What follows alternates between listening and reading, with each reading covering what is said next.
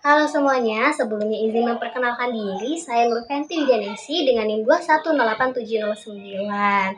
Saya merupakan mahasiswi P3K dari UPI, kampus di Purwakarta. Nah, di sini saya akan menjelaskan mengenai materi pendidikan Pancasila dengan topik aturan di lingkungan sekolah. Aturan sering kita sebut sebagai tata tertib. Menurut Kamus Besar Bahasa Indonesia atau KPBI, aturan adalah hasil perbuatan mengatur tindakan atau perbuatan yang harus dijalankan, adat, sopan santun, ketertiban, serta cara dari patokan, petunjuk, perintah yang telah ditetapkan supaya dipatuhi. Nah, di sekolah juga terdapat peraturan atau tata tertib pastinya ya. Biasanya tuh ada di lingkungan kelas juga, tata tertib juga ada, di lingkungan sekolah juga pastinya ada.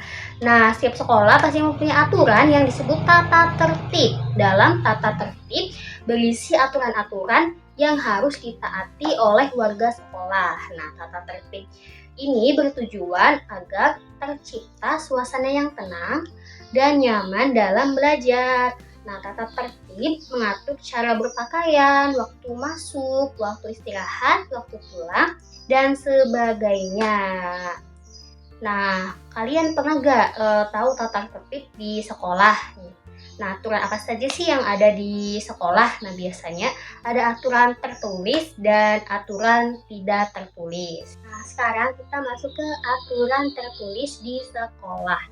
Nah, aturan tertulis ini merupakan peraturan yang dibuat secara tertulis. Nah, aturan ini telah disepakati secara bersama-sama. Nah, adapun jenis aturan ini bersifat mengikat di dalam suatu masyarakat. Nah, aturan tertulis ini umumnya diletakkan di tempat umum yang mudah dilihat. Nah, contoh aturan tertulis adalah tata tertib siswa di sekolah. Nah, tulisan ini diletakkan di tembok masuk gerbang sekolah. Nah, berikut contoh-contoh bentuk aturan tertulis di sekolah. Nah, yang pertama, misalkan semua siswa hadir di sekolah terlambat-lambatnya 10 menit sebelum jam pelajaran. Nah, yang kedua, siswa yang terlambat harus minta izin guru piket sebelum masuk kelas. Nah, yang ketiga, siswa yang piket harus datang lebih awal. Yang keempat, siswa yang tidak masuk karena suatu hal harus izin dulu kepada guru. Yang kelima, setiap siswa wajib berpakaian rapi dan bersih sesuai dengan ketentuan di sekolah. Dan masih banyak lagi aturan-aturan yang ada di sekolah secara tertulis. Nah, yang kedua, tadi kan aturan tertulisnya. Nah, yang kedua ini ada aturan tidak tertulis di lingkungan sekolah. Nah, aturan tidak tertulis ini merupakan kebalikan dari aturan tertulis. Nah, aturan tidak tertulis ini adalah ketentuan yang sudah disepakati siswa dan warga sekolah lainnya untuk dilaksanakan dan dipatuhi. Nah, meskipun tidak tertulis, aturan ini harus dijalankan. Hal ini dikarenakan sudah kebiasaan yang dilakukan oleh siswa dan warga sekolah lainnya. Jadi, meskipun tidak tertulis secara nggak ada tertulisnya gitu, tapi harus dipatuhi oleh siswa. Nah, berikut ini beberapa contoh dari bentuk peraturan tidak tertulis di lingkungan sekolah. Nah, yang pertama, berdoa setiap mengawali dan mengakhiri kegiatan belajar. Nah, yang kedua, berbuat sopan dan hormat terhadap bapak dan ibu guru. Yang ketiga, menyapa dan memberi salam ketika bertemu bapak dan ibu guru. Yang keempat, tidak membeda-bedakan dalam berteman. Yang kelima, memberi sampul pada buku-buku pelajaran.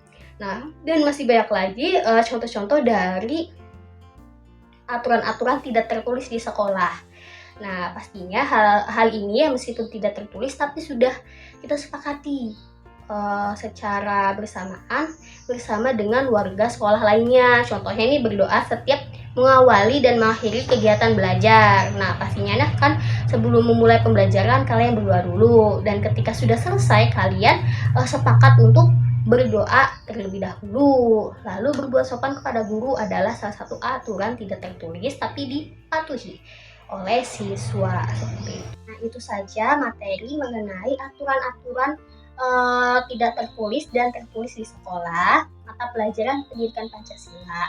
Mohon maaf apabila terdapat perkataan yang kurang berkenan atau mungkin perkataan yang susah dimengerti. Itu penjelasan dari materi ini. Boleh kalau belum mengerti boleh ditanyakan langsung aja di kolom komentar atau boleh tanya langsung ke ibu.